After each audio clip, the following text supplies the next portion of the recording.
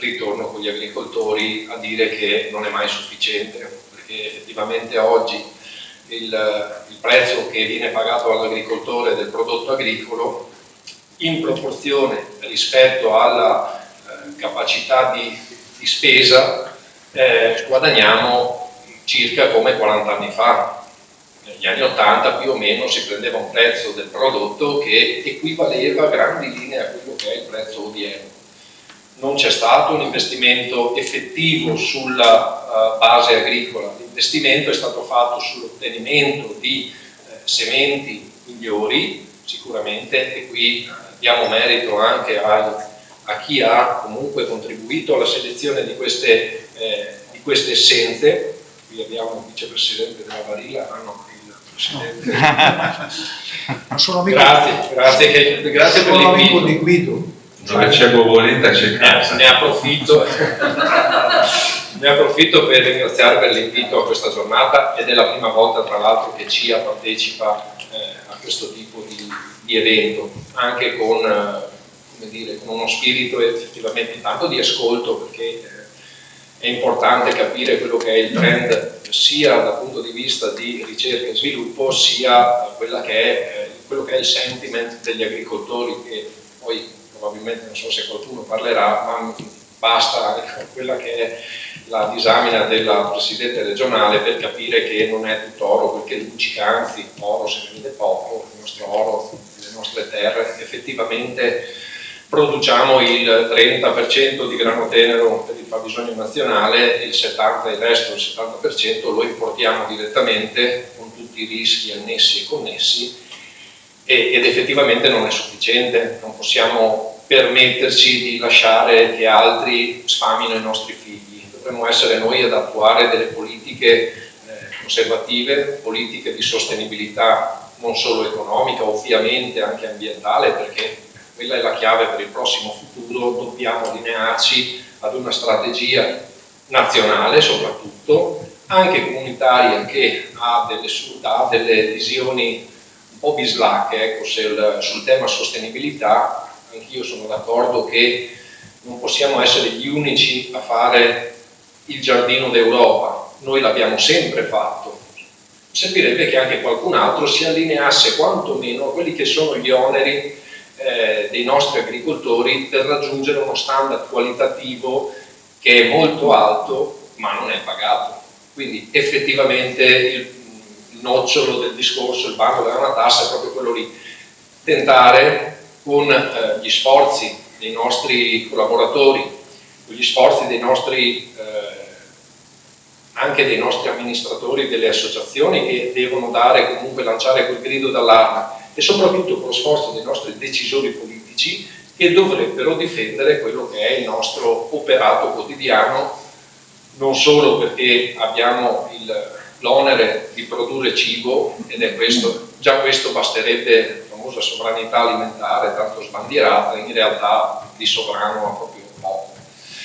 Soprattutto quello che è il valore intrinseco che l'agricoltore ha sul territorio, in termini di gestione del territorio stesso, in termini di paesaggio, in termini di richiamo turistico, in termini di apporto sociale. Io penso che senza agricoltura questo modello, diciamo così, del nord-est, questo modello di sviluppo particolare, se non vi fosse, non solo del nord-est ma anche ovviamente del resto d'Italia, però il modello italiano è stato plasmato dagli agricoltori.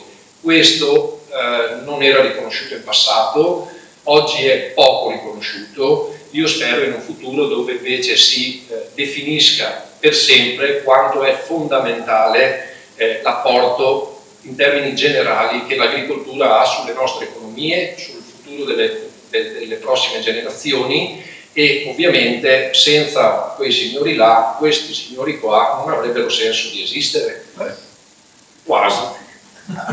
Senza di loro voi non avete lavoro, e nemmeno io. Io sono amico di Succi, però attento. Il signor Succi poi ci darà il vademecum della felicità. No, scusa se no, cerca cameriere. Scusa se mi inserisco anche già vestito. rubo un secondo perché ho capito che siamo in ritardo. Ma perché prima parlavi che noi Puoi usare il votiamo il microfono 60. zero, è di fronte a te. È lui che me lo passa sempre. Perché noi votiamo sì, 60-70%, 60%, soprattutto interno. Ma perché voi come associazioni non insistere a far sì che prima il Made in Italy venga usato prima il Made in Italy e dopo? Noi insistiamo e in ogni Sicuro? sede. Parola. La mia sì.